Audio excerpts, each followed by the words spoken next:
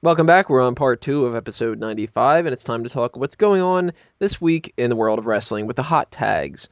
First up, Rosa Mendes, when she took her time off, it might not have been for abuse. It might have been for substance abuse, actually. There were rumors going around then that she got sent home because she was drunk, and then there were other rumors going around and all that. Now it seems like she might have returned from rehab.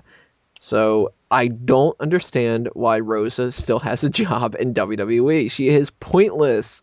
God damn it. Just fire her already. And Oksana. Tony, if they fire her, she might end up abusing substances again, and then they'll have to pay a rehab bill again. They don't want to do that, so they keep her for a bit.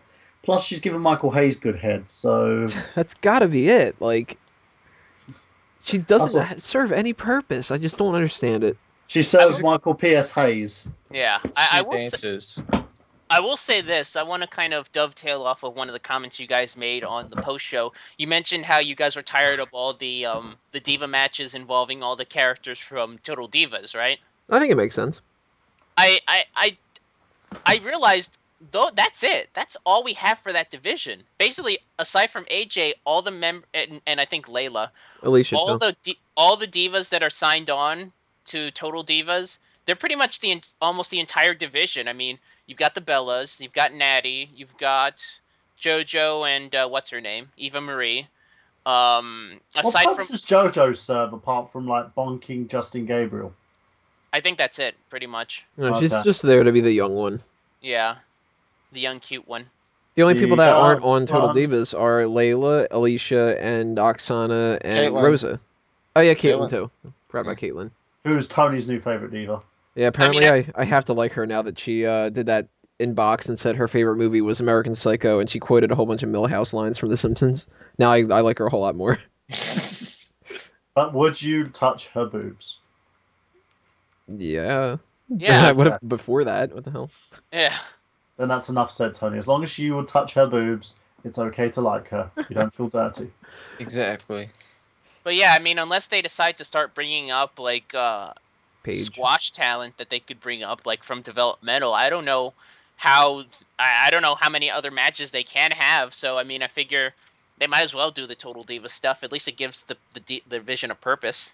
Well, I just hope that they either figure out some way to use Rosa where she's worth the money, or they just get rid of her because They're this has gonna been a long time coming.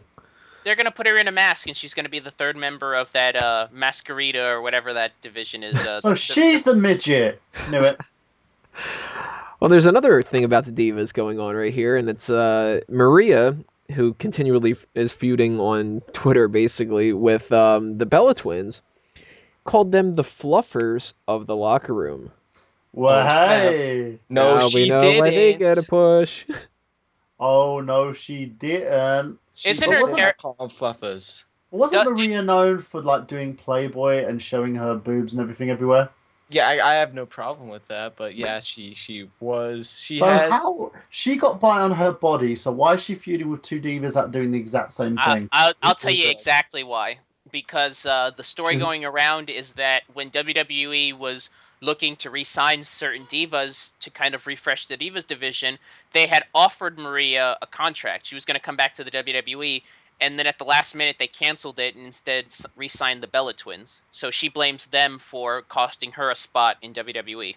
Well, I'm that's actually not- glad that she's not a part of it anymore. I thought Maria left in a very bad way, bitching How's and that? complaining. She bitched and Oh, yeah. complained that WWE didn't give her the title and they didn't push her and they didn't let her do anything she wanted to do. And She showed wanted, her minge. Why does she deserve a title? she wanted her outside projects and all that. And they were too controlling and all that. Which, if that's true, then yeah, I would understand that from a creative perspective. But at the same time, she did that whole complaint that a lot of them do, where it's like, we don't get any time to show how much we do in the ring, and of course we're not going to look that great if WWE doesn't back us, and we only have 5 minutes. If you can't do it in 5 minutes, you certainly can't do it in a fucking Iron Man match. Shut up. Well, all Oh, I'm going to man. say here is you showed your minge in public. I don't see You anything went wrong with on Playboy, like showed your body off there. You, from what I've been like hearing and what I've seen, you were kind of like the town bike. in the locker room. So you can't sit there and call the Bellas for doing that the exact same thing that you've been doing. And one of them has fake boobs. You have fake boobs. As far as I'm concerned, you need to stop bitching, right? If you want to go back so badly, suck Michael PSA's off. Apparently that keeps jobs. That was such a depressing Playboy issue. Like, that was the first issue I ever saw with a wrestler involved that actually depressed me. Her like minge was sad. It just looked like a really Her sad. whole body was sad. Like, it's not Playboy worthy. Like, it's maybe Hooters restaurant worthy, maybe Hooters calendar of the month worthy, but not Playboy worthy. I mean, it's my least favorite out of all the wrestler photo shoots. And I'm even counting the one that Tracy Brooks did for TNA. We're gonna move from one sad thing to another and talk a little TNA. Jose Canseco? Really? Yep, it was on WrestleZone. Jose Canseco apparently in an interview said that he would want to work for TNA. Yeah, I think the impetus for it was he saw all the other celebrities going to there and he wants a piece of that. Yeah, they're gonna have a triple threat with him, Tito Ortiz, and Rampage. Yeah. Well, I think he said he would want to be a bodyguard. Like, he wants to be a bodyguard character for somebody. And I'm just, at this point, with all the third-rate celebrities TNA is willing to take in, they should see if they can work a deal out with VH1. Just get Impact onto there. It fits their moniker. They can put it after whatever I Love series that they've got running right now. I don't know. I haven't watched that channel in years. Maybe he can come back as Abe Knuckleball Schwartz. Plus, Bishop Heavy Entertainment have a thing going on with CMT as well, so why not? Yeah. And more celebrity involvement with the Bobby Roode and, what's his name, Eric the Actor? Yeah, Eric the Actor. He's a character on the Howard Stern show, and I heard about this several weeks ago, and I guess now that Howard's back, he recently promoted it on his show. It's a feud that they're doing between Eric the Actor, which is a character on Howard Stern, and Bobby Roode that is going to lead up to some type of match, some type of altercation at Bound for Glory. What a waste. Yeah, it is. I mean, I hate to take shots at TNA, but they don't make it easy to not. Mm-hmm. At least when WWE has their WrestleMania and you bring a celebrity involved in it, it's somebody who's huge at the time. Yeah. Floyd Mayweather, he's like the sensation in boxing, so they bring him on for Big Show. Mr. T makes perfect sense. Mike Tyson. Mickey Rourke with the wrestler. Like, that makes sense. When it's just like Eric the Actor, it's like if you brought in fucking, I don't know. Might as well bring him to feud him with Millhouse. Right, yeah. Well, dude, Caitlyn would love it. But, like... I mean, it's just like, I get what they're trying to do, because there was that period where they were just signing every other member from the Jersey Shore to a TNA deal, and WWE just blew them out of the water by getting Snooki. Mm-hmm. Like, that was the one that they just needed that character, and they couldn't do it, so they brought every other character seemingly onto there, and it didn't work out. I mean, it's so Bush League. Fucking unprofessional, man. And I don't mean to take the spotlight from you, Tony, but do we want to talk about ROH news as well? Go for it. All right. Davey Richards and Eddie Edwards, they are officially done with ROH, and it looks like they might be making their way to WWE. They were offered developmental tryouts recently, and they might be showing up in NXT. Well, it's not confirmed, but given all of the success WWE's been having with other former ROH talent, I would not be shocked if WWE signs Davey and Eddie. So do you think they're going to rename him Eddie Edison and Richard Davidson? Probably. They're going to have some awful Ravy Ditchards. They're going to call him Davey Boy.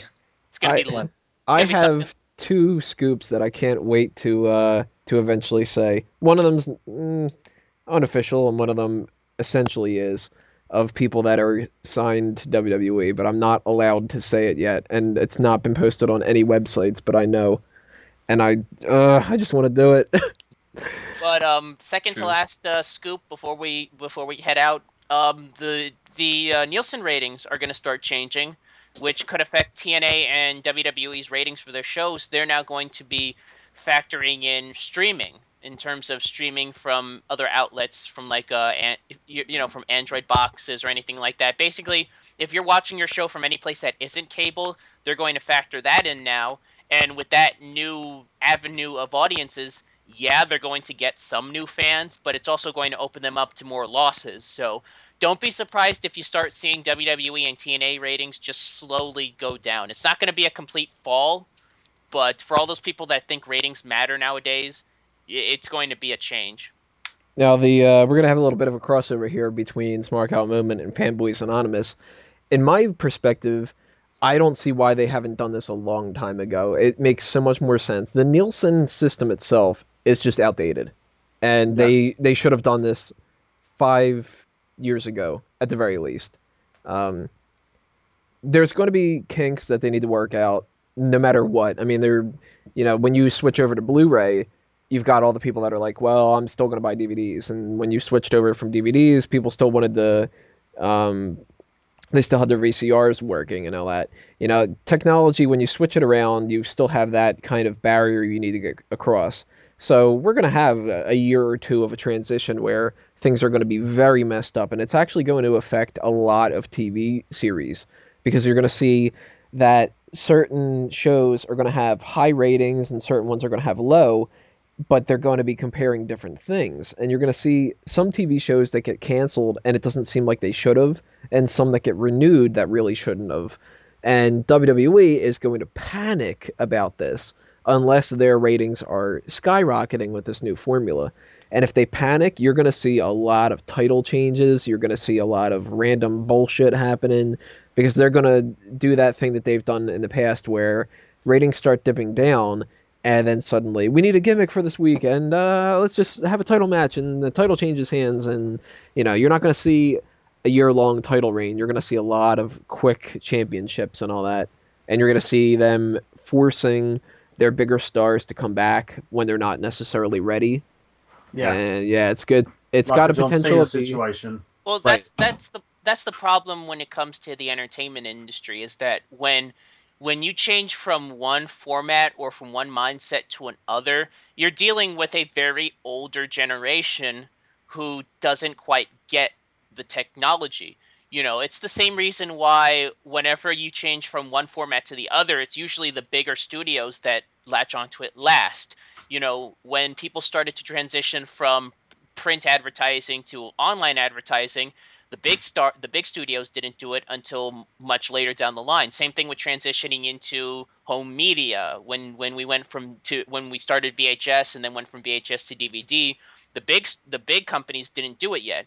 So I think what's going to happen is you are going to see a lot of freaking out, but I think in a couple of years, once people start to understand this new avenue of advertising, I think things are going to cool down. But I just wanted to let that know for people who, like I said, who follow the ratings and like to be like, oh, TNA's ratings are going down, it means they're doing terrible. No, not really, although in TNA's case, maybe. Yeah, we're going to have to be a lot more flexible with this. And God damn it, of course, it happens right when I start doing TV taping stuff. There actually is one more hot tag, and it's the main hot tag of the week. Ted DiBiase Jr. leaves WWE. He decided he's not going to renew his contract, and instead he's going to accept an executive position at collegeGarageSales.com, which is a website that lets college students trade their books and sell back different things that they would use for a dorm, and various things like that. One of the reasons that he did this apparently was because he wanted to spend more time with his kids. So very admirable for a choice to do that. Ted DiBiase Sr. talked about it, and he said it took him so much longer to realize that, and I loved how he said this, that everything has a price, and sometimes the price of fame is not worth it. And DiBiase also wants to have a career in acting, which good luck in that. Judging by the Marine 2, I don't think so. Nah, DiBiase but posse. he also, from a couple reports, and you got to take this with a grain of salt, doesn't even like the idea of being in LA or anything, so that's really going to hurt his chances. Yeah. So more than likely what we're going to see, I would say, from DiBiase is now that he's left, he has the Stay at potential home. to show up again in the future, but he probably is done. And I don't think he's going to TNA. I don't think he's going to ROH. I think he's probably done with wrestling. Yeah, he's gonna disappear, and it's funny that he chose now because I distinctly remember reading an article about 5 years ago, with John Cena in it, basically saying that when this was right when Ted DiBiase debuted, and I think in his words he said he could see him and Ted DiBiase main eventing WrestleMania within 5 years, and that was 5 years ago. DiBiase was one of those guys that I backed if people said, like, who do you expect to be, like, part of the future? But I never really thought he was going to be, like, the guy. I was more of a Cody Rhodes fan, and lo and behold, who ends up being the success out of the two. I was the opposite. I really dug Ted DiBiase. I think his first promo where he coined the priceless term really showed that he could have been a big star. I think I honestly think the big thing is he never really had his heart in the wrestling business. Like, later down the line when you saw his character, you just got this air of he really does not want to be here. I think he did it because of his lineage, but like I said, I think now that he's gone, he's just going to disappear and play it very low key, which I think he just feels more comfortable with. It seems to me like I don't think he ever really wanted to be in the spotlight. That's the problem, though. The thing is, I can guarantee you, if he was in a position like Randy Orton, he probably would have stayed with the company. I think it's not more to him wanting to stay with his family. It's more the fact that he is not getting the props that he deserves. I think he's a good wrestler, but I think he had a lot to learn. And from this, he's got to learn as well, because it's very weird, the situation, but it's one of those situations that we know. Do you know what I mean? It had to happen. I think DiBiase already basically hit his limit, though. Yeah. I mean, I liked him. I thought that he was good and everything, but I never saw him past anything other than a United States or Intercontinental Champion. The thing is, I think he could have been a main eventer, but he had to put the effort in. I don't think he put the time in to do it. He didn't have the character either. Yeah, and a lot of it, like they gave him Maurice, for God's sake, Maurice, and he still couldn't get over. I heard he was actually against that whole pairing because of his religious aspect. Like, he didn't want to come off as it being a romantic relationship, even though that's where they wanted to push it towards, because of the fact that he's married. So he was actually against that whole pairing, which I think hurt his chances, because when you say no to the company, you get pushed over for somebody who does say yes. Yeah. Which I think is why they pair Maurice off with Miz after that. Yeah. And those two are actually in a relationship. Lucky him. So that does us in for the hot tags of this week. We're going to take a little break here with the rest hold, and then we're going to move on with a special feature of the week, Wrestling with the Past, in part 4.